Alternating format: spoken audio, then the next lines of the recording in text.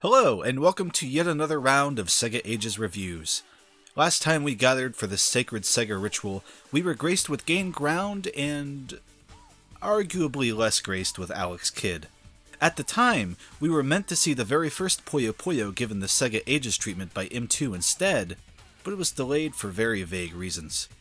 Whatever the holdup was, it has come to pass, as today we'll be looking over the first entry in that cult classic series, in addition to the first new activity in the Virtua racing series in about 15 years.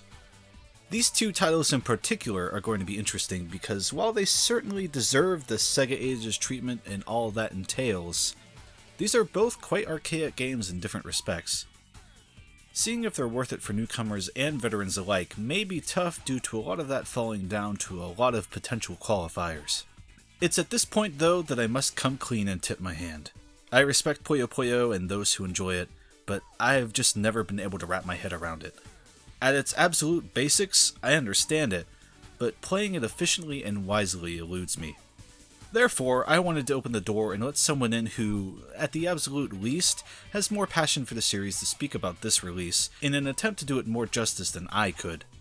This man has more passion for Sega than I do, and made an immensely impressive Miku and Sonic Mania mod, so he's just the sort I like to associate with. Hey there, I'm TrackerTD, and I like Sega games, like these ones that Chris has been reviewing. My first Puyo game was the first one, in the guise of Dr. Robotnik's Mean Bean Machine, as I imagine most people experienced it. My first actual Puyo game was the criminally underappreciated Puyo Puyo Sun, and I've loved Puyo ever since. Not so much for the gameplay itself, which I'm actually really bad at, but the world, the characters, the dialogue, it's all fantastic and keeps me playing on through even when the going gets rough. In Puyo, the aim is to set off chains by connecting 4 blobs of the same colour. This sends garbage to your opponent. The Puyo games most people are familiar with, such as the recent Puyo Tetris, Puyo Fever, or the upcoming Puyo Champions, use a rule set established in Puyo 2 as a base. In Puyo 2, offsetting was introduced, which allowed you to counter garbage stacked against you. Basically, say an enemy just pulled off a 5-hit combo. Well, if you can manage a 6-hit combo before their garbage drops on you, you'll send their garbage right back at them. It makes for extremely tense games of back and forth, especially at a high level. But we're not dealing with that today. The original Puyo Puyo didn't have offsetting, and so if you want you can basically just boil the game down to whoever gets a 5-hit combo first wins. Indeed, if you're able to consistently land 5 chains, I imagine this game won't provide much challenge. I cannot even come close to that however, and despite how it may sound, Puyo 1 actually does have some benefit over its much loved sequel. This game actually has cutscenes for one thing. Puyo 2 did have a story with a tower setup for progression, but cutscenes were only added for certain console ports. As such, this game does a much better job at establishing the characters, and the writing is fairly witty too. Puyo 1 also gave us some absolute jams in its soundtrack. Brave, Sticker and Theme of Puyo Puyo are iconic, and Final of Puyo stuck around as a Dark Prince's theme for many years to come, and even showed up in Sonic Mania. The arcade board used for Puyo, the Sega System C2, was basically a fancier Mega Drive, and so it has that distinctive Mega Drive sound to it that I just can't get enough of.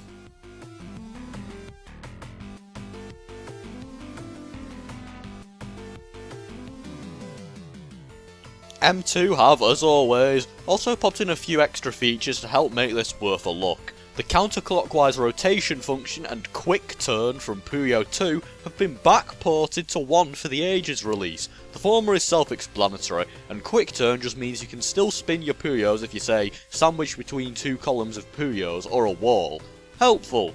Speaking of which, the game also adds a helper mode to reduce the difficulty, as many Ages ports have. This reduces the number of Puyo colours available in a match and slows down the drop speed. Make no mistake though, much like Thunder Force 4's Kids mode, the helper mode isn't an instant win button unless you're already half decent at Puyo. You'll still need to put the effort in to win. By far the biggest addition, and arguably what makes it worth the purchase, is the sheer oddity of the included English localization. A ROM of the original Puyo Puyo fully localised into English, has been floating on the internet for many years, but there was never a concrete consensus on whether it was a legitimate localisation attempt or the work of some dedicated bootleggers. This release finally confirms it's legit, and serves as the first time it's ever been re-released. Whilst the newly dubbed English voice acting is, for lack of a better word, awful, the actual dialogue appears to have been translated fairly accurately to the original script. Shezo is still a creeper, Rilu's still after the Dark Prince, Zodaimo still has his anger problems, it all checks out. Well, besides the names, almost every character has been renamed. So Arl is now Sylvana, Shezo is Devious, and Satan garners his still used to this day moniker of the Dark Prince. Still, on the whole, I think the localization job could have been a lot worse, and it's interesting to finally play what could have landed on the Mega Drive and Genesis in the West had Sega not been waving their mascot everywhere at the time. Last but not least, there's the online feature. Or maybe that should be last and least. You'd think a new online component would be the biggest feature of this release rather than the localization, but unfortunately the online experience and the netcode just isn't that good. It's not as awful as first impressions made out. The game I played with Chris, bearing in mind we're continents apart, could have been a lot worse, but there's a serious input lag and stutter that makes any kind of actual high-level play pretty much unfeasible. It is M2's first attempt at a competitive online function, to be fair, but it's not a great first showing. On the whole though, that about covers it. It's a solid port of the arcade original that irons out a few of the game's oddities while still keeping what makes it unique firmly intact. However, with Puyo 2 coming soon to Sega Ages, and Puyo Champions releasing before this game likely will on the Western eShop, for about the same price, it's tough to recommend this to anyone but Puyo 1 diehards. Puyo Champions in particular offers the refined Puyo 2 gameplay and Fever gameplay, a better netcode, a ton of new characters, and new customisable features, and also has Jun Senue remixes of Puyo Puyo tracks, which definitely helps its case. In comparison, for what will probably come out to about £7.99, Sega Ages Puyo just comes up feeling a little short on the ground. I got this because I was interested in experiencing the localization, but I can't really see myself coming back to this very often. Unless the writing is a sticking point to you, having that story there, I would wait until Puyo 2 comes out, or just go straight to Puyo Champions. Anyway, that's my 2 cents. Thanks for having me on, Chris, and be sure to check out my inane Sega rambling at tracker_TD on Twitter.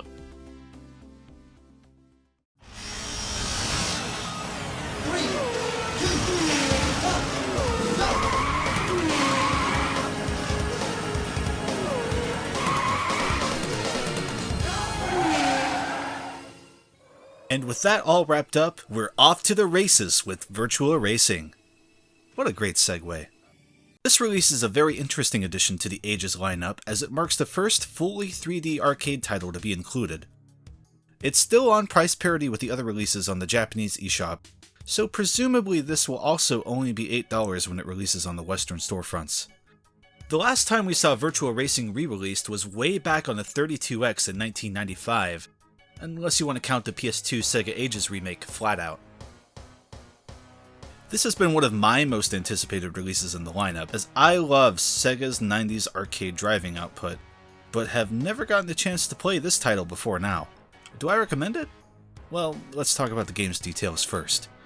At its core, Virtua Racing is a 1992 3D arcade driving game. It was not the earliest of its kind, but for its time, it was one of the most impressive. Even today, I think there's a very palpable charm to its visual style. What AM2 pulled off here is something that is both simple and distinct. They didn't have a lot of room for little details, but I really enjoy what they did manage to fit in, such as these birds on the second course or the amusement park rides in the first track. There's this layer of abstraction that makes it very appealing to me. It all runs at a full 60 frames per second here, and I never once noticed a single dip if it did happen, so that's awesome. In terms of base content, you're looking at 3 tracks, each one based on either being easy, medium, or hard, and that's it! M2 added features to help out a bit, but at its core, there are 3 race courses that run 5 laps each. Let's get into those added features though.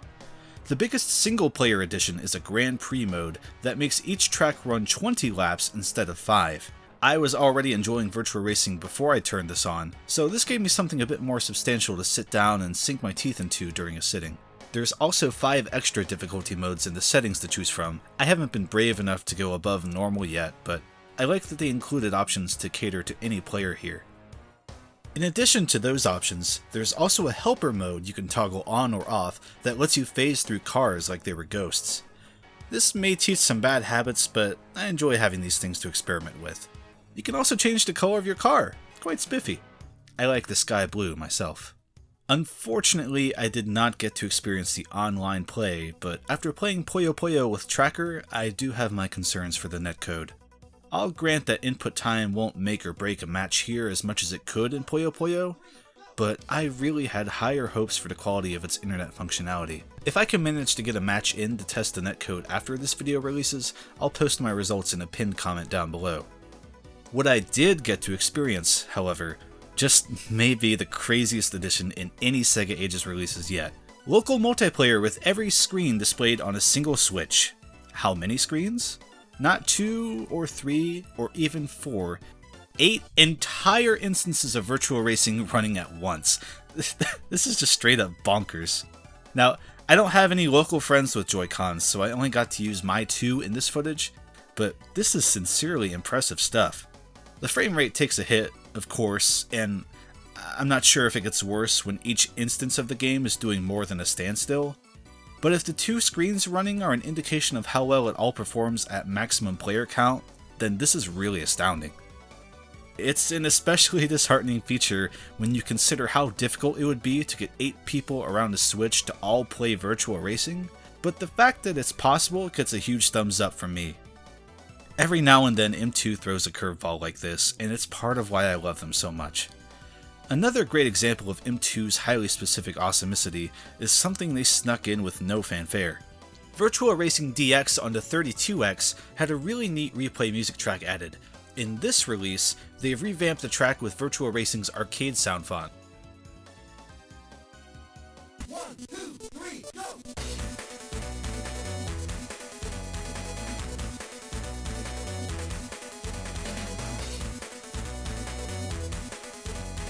One, two, three, go!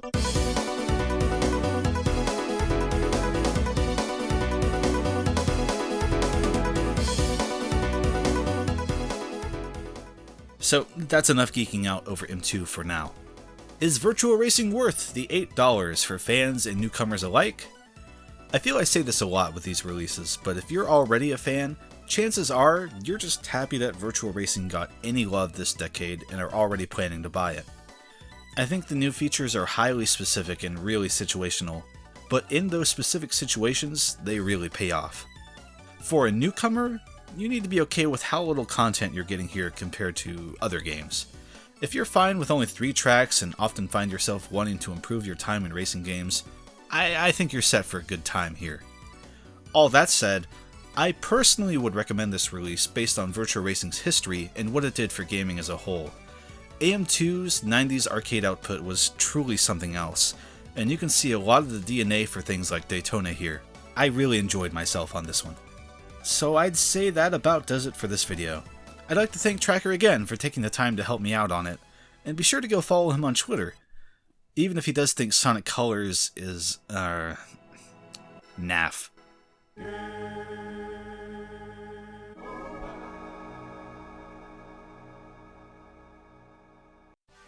This video was generously supported by this list of fine people.